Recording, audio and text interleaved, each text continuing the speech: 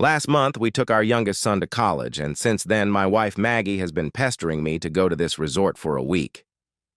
Repeat what kind of resort it is, I asked. It's basically a week-long counseling session, sometimes together, sometimes separately. The counselors will analyze every aspect of our marriage. The grounds are beautiful, the food will be delicious. It's 4 stars. Jack, this will help strengthen our marriage, she said. I didn't know our marriage wasn't strong enough, I objected. You don't understand how important this is to me. For the first time in 28 years, I won't have children to take care of. Many marriages fall apart at this point, and I don't want ours to be one of them, she argued. To keep the sarcasm from getting the better of me, I agreed to go. The next day, she called me at work to give me the dates, and I submitted my vacation request, which was quickly approved. On Monday morning, we were both silent during the 3-hour drive. In fact, we hadn't spoken in the last 12 years. With its long driveway, the place looked stunning. A large old mansion in the Gregorian style, surrounded by manicured lawns and fountains. It looked like it belonged to a golf club, but Maggie had already told me there was no golf here. There was a beautiful swimming pool and a gym. The first problem was that we had to hand over our cell phones to the resort staff. Maggie begged me not to make a scene. You know I have a dozen projects, and my employees need to be able to reach me if there are any problems. I'm sorry. I forgot to tell you about the cell phone policy, Jack, Maggie said. Can't you think of something? We need this, Jack. I'll call from the car. You can't call from the car, Jack. The valet took it, and we won't get it back until the end of our stay. What the hell, Maggie? Is that another thing you forgot to tell me? So we're going to be stuck here like prisoners for a whole week? It's so people stay involved in the process and don't run away. And when do we get out of prison? Sunday at noon, Jack. Please, Jack, don't look at it that way. I sat down on the steps in front of the entrance and started making phone calls. First to my secretary to tell her I would be unavailable all week. She had been pestering me about this marriage retreat ever since I told her about it. When I told her we'd have our phones taken away, she laughed. And when I told her we wouldn't be let out until noon on Sunday, she hung up. When she finally got back on the line, she said she had to go because she had wet herself. When she stopped laughing, I asked her to call Peter Gray and tell him to keep working on all 3 projects we were working on, and that I would be ready by noon on Sunday. Then I called my right-hand man and listened to him laugh. I told him he would be in charge this week. My boss laughed the loudest and asked if I wanted him to get me out of marriage prison. Then I turned off the phone and handed it to one of the guys in a white tracksuit. They all seemed to be dressed in white tracksuits, like characters from a science fiction movie. Maggie grabbed my arm, and several employees took our bags and escorted us to our room. The room was luxurious. A large king-size bed, a balcony overlooking the grounds, and our own private dining room. The bathroom was bigger than our living room at home. We had our own gym with one of those fancy exercise bikes attached to a huge flat-screen TV. I had always wanted one. Cycling was my favorite sport, but the weather and work didn't allow me to ride my bike more than a couple of times a week. We had to order dinner and unpack our things. As soon as that was done, I got on the bike. I loved that thing and was so into it that I didn't want to stop. 2 hours later, Maggie had to ask me 3 times to get off the bike to eat dinner. She was furious because I had ruined her plans for the evening. I reminded her that she hadn't told me about any plans. After dinner, we had our first meeting with the guru who ran the place. Maggie was furious that I hadn't taken a shower after my workout. The meeting with the guru went as expected. He spent an hour talking about how many couples leave the resort with renewed energy in their marriage. I asked him how many couples leave without renewed energy. Maggie hit me on the arm. I thought it was a fair question. Then he asked us to tell him about ourselves. Maggie started talking about how our marriage had become boring in recent years and that she hoped this week would bring back the spark. He turned to me and I said, "Our marriage has been the same for over 12 years. We're both over 50. I'm not looking for a spark. I want to retire and see the world." Mr. Guru said, Well, it's not uncommon for couples to come here with different goals. But that's what we do here. We bring those goals together. We were dismissed, and as we were leaving, I saw an elderly man walking away who looked familiar. I asked Maggie if she knew him, and she said no. I didn't like her no. When we got back to the room, there was a bottle of wine on the table. We poured ourselves a glass, and I went to take a shower. When I came out, Maggie suggested we watch a movie together. She chose The Bridges of Madison County. If you haven't seen it, Clint Eastwood comes to town to photograph covered bridges and has an affair with one of the local women while her husband is away. I think I fell asleep last time, and after working out and drinking wine, I fell asleep before the movie was even halfway through. I'll finish watching it someday. On Tuesday morning, we split up, and I was taken to a conference room with a computer. I was asked to fill out a questionnaire. There were probably 200 questions. They wanted to know when I had my first sexual experience and with whom, but I couldn't remember her name or when it was. How many women had I been with? Maybe 10. Had I had sexual relations with other men? That was easy to answer. No. Had I ever been married? Again, no. When was the last time I had sex with my wife? Many years ago. How often do I have sex with my wife? Never. Then the questions started again, but in a different format. It was an old psychological trick to see how consistent you were in your answers. Then I had to meet with one of the counselors to discuss my answers. He asked me some stupid questions, like why I couldn't remember who I had sex with for the first time. We were at a party, she was drunk, I was drunk, she was easy. Maybe I knew her name before I slept with her. But 40 years later, I couldn't even tell you what she looked like. Then he focused on my sex life with Maggie. You said you haven't had sex with your wife in many years? Yes, I answered that 12 times when you asked me that question. Why so long? I can't remember the last time I found Maggie physically attractive or appealing in any way. Then why do you stay married to her? I'm sorry. I always thought marriage was more than sex, that it was two people who cared about each other and raised children together. Maggie never complained. I found it strange that my answer made him fall silent. After lunch, we had another question and answer session, but I skipped lunch and spent another 2 hours on my bike. Maggie was angry that I didn't have time to shower before the next interview. The questions and answers were about sex between men. I answered no to all the questions and didn't get the job. On Wednesday morning, I found myself back in the same conference room with the same terminal. 200 questions began with, have you ever been unfaithful to your wife and how many times? No and never. If you had been unfaithful to your wife, would you expect her to forgive you? No. Do you know if your wife has ever been unfaithful to you? Number. If she had been, would you forgive her? It depends on the circumstances. That was the general theme of the questionnaire. The same questions were asked over and over again.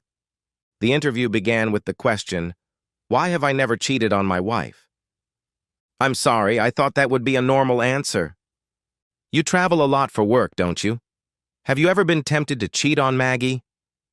No, and I'm offended that you would ask that. Maggie and I made a vow, and I honor it. I've never put myself in a position where I could be tempted. During the day, I focus on my work, and in the evening, I don't go to bars and prepare for tomorrow's meetings. He seemed stunned again. You said it depends on the circumstances. Why would you forgive Maggie if she broke her vow? I'm an engineer. Before I make a decision, I analyze all the facts, all the alternatives, all the pros and cons. Should carbon steel or stainless steel be used in the piping system? What is the risk of corrosion? What would the repair cost be? The number of possible scenarios if Maggie had cheated on me is probably endless. I didn't want it to be a game of ask a stupid question, but that's how it turned out. After dinner, we were offered a walk around the grounds. Maggie insisted that I take her hand. The last time I held her hand was when she was giving birth to our youngest. After the walk, another bottle of wine awaited us. Maggie wanted to watch another movie. I agreed. And it was another movie about an unfaithful wife. I began to feel that this was becoming a theme. In the middle of the movie, I fell fast asleep on the couch. Maggie woke me up when the movie ended and was annoyed that I hadn't taken a shower after the bike ride. On Thursday, I was back in the conference room answering questions on the terminal. The questions started with my self-gratification habits, which I don't have. What do I fantasize about? Nothing. Do I read porn magazines? Number. Do I watch porn movies? Number. There were 100 questions about my self-gratification habits and porn viewing. Mr. Interviewer seemed disappointed when he got to my questions. And you don't read or watch porn? Let's be clear. I assume that since this is a seminar for married couples, we're talking about my habits as a husband, and therefore the answer to these questions is no. I believe that would be unfaithful to my wife. Have I seen porn magazines in college or school? The answer is maybe. And again, this fool was perplexed. On Thursday, I skipped lunch, went for a bike ride, and was late again for the meeting in the conference room, where I answered questions about various scenarios that I might find arousing. Would I enjoy watching an attractive young woman undress? Number. Would I enjoy watching an attractive young woman have sex with a man? Number. Would I enjoy watching an attractive young woman have sex with another woman? Number. Would I enjoy watching an attractive young man undress? Number. Would I enjoy watching an attractive young man have sex with another man? God, no. Again, this jerk didn't interview me, and I spent more time on my bike until Maggie called me in for dinner. After dinner, we watched 50 Shades of Grey with a bottle of wine. A movie about a young woman who experiences bondage, which I found disgusting. Shortly after the movie started, I started drinking wine straight from the bottle and fell asleep halfway through. Maggie tried to wake me up to go to bed, complaining that I smelled bad. It was our 4th day there, and I hadn't showered since the first day, even though I had been working out furiously on the bike for hours. On Friday morning, we had another session with Mr. Guru, who asked us how we were enjoying the sessions. Maggie raved about how honest she felt her answers and interviews were. He asked me what I thought, and I replied that I liked the exercise bike. I hear that, he said, but what about the interviews? I consider myself a well-balanced person, and I know who I am, what I like, and what I don't like. If you ask me the same question 10 times, you'll get the same answer. I believe in God, I believe in my wedding vows, and I believe in being true to yourself. You need a good moral compass in this world, and I intend to stick to mine. Mr. Guru seemed just as puzzled. We spent the rest of the morning session discussing nonsense. I skipped lunch again and got back on my bike. Maggie was losing patience with me for being late for the afternoon session. It was the same conference room, only this time there was a machine that looked like an electrocardiogram, and all its wires were connected to different parts of my body, including my penis. Then I had to watch various pornographic films. I started to argue, and they said that if I found a video offensive, I could skip it after 5 seconds. I don't think they believed my answers to the explicit questions because many of the videos were similar. There were not only young, attractive women in different scenarios, but women of all ages, and the same with men. There were all kinds of combinations, and I skipped them as quickly as possible. The only thing I watched for more than 6 seconds was a video where a woman who looked like Maggie was having sex with a guy who looked like the one I saw in the lobby on the first day. For a moment, I wondered if it was Maggie, but in any case, I found it offensive and skipped it. There was no interview, and I spent more time on the bike until Maggie called me for dinner. After dinner, there was the obligatory movie about couples dealing with infidelity in marriage. There was no guilt. There were some statistics about divorce, but the film focused more on couples who accept some infidelity and on husbands or wives who encourage their spouses to enjoy other partners. There was a segment about how many men enjoy watching their wives have sex with other men. On the 5th day, it became clear why Maggie wanted to come here. I went to bed without saying goodnight to her. Maggie came to bed and tried to snuggle up to me, but my smell repelled her. She asked me to do something about it, and I moved to the couch. In the morning, I skipped breakfast and went for a bike ride. We had morning and afternoon classes with Mr. Guru. Maggie was furious when I showed up 15 minutes late, still covered in sweat. Mr. Guru started by asking what I thought of the movie. I think it's mostly nonsense. Recent studies have shown that open marriages or cuckoldry rarely last longer than 3 years, and you didn't mention that. Furthermore, some marriages manage to survive infidelity, but this usually happens when there are young children in the family, and even in such cases, the marriage most often falls apart when the children leave the nest. Childless marriages rarely survive infidelity. In any case, infidelity usually leads to revenge and a complete loss of respect between partners. Overall, I found the video to be very misleading and painting a picture through rose-colored glasses. I stumped both Maggie and Mr. Guru, but I didn't stop there. And Maggie, was this whole charade to get me to accept your relationship with Robert Greene? Or did your sick mind think I'd want to watch you have sex with him? Maggie began to back away and asked, "Who is Robert Greene?" I went out into the hallway where he was listening and dragged him into the room. "That guy, Maggie. The one from your office who you didn't recognize on your first day here. The one you've been cheating on me with for the last 3 years. How is he any different from the dozens of other guys you've slept with over the last 12 years? "You knew," she said. "I've always known, Maggie, about all the other perversions you've been involved in over the years. But you never tried to rub it in my face. Although sometimes I wondered if you were rubbing it in my face or just acting like an idiot, and I usually leaned toward you being an idiot. Remember when we got burgled 15 years ago, and we installed a dozen security cameras in and around the house, and you were too stupid to remember that when your lovers were parading around in front of the camera at the front door? Why do you think I haven't wanted you for the last 12 years? Because you disgust me. Are we done? My exercise bike is calling me. Was today's session supposed to introduce me to the pleasure of watching that fat bastard Mr. Greene beat up my wife? If so, I won't be coming back." When I left, Maggie was crying, and Mr. Greene was trying to comfort her. Mr. Guru was stunned. I managed to find the pool when I got out and spent an hour swimming laps. After that, I fell asleep on one of the lounge chairs. Maggie woke me up and said it was time for dinner. She cried through most of dinner. Finally, I broke the silence. "Why, Maggie, why all this charade about wanting to strengthen our marriage?" "When the children left, I decided to stop hiding it and come clean. Robert thought you might enjoy watching us." "Did you really think I would let you humiliate me like that?" Robert and I watched the movie we saw last night, and I started to believe it was possible. After a couple of hours on the exercise bike, I took a shower. I couldn't stand the smell of sweat and chlorine. Maggie was watching some melodramatic movie. "I'm going to bed, Maggie. Please spend the night on the couch. I don't want to be near you anymore."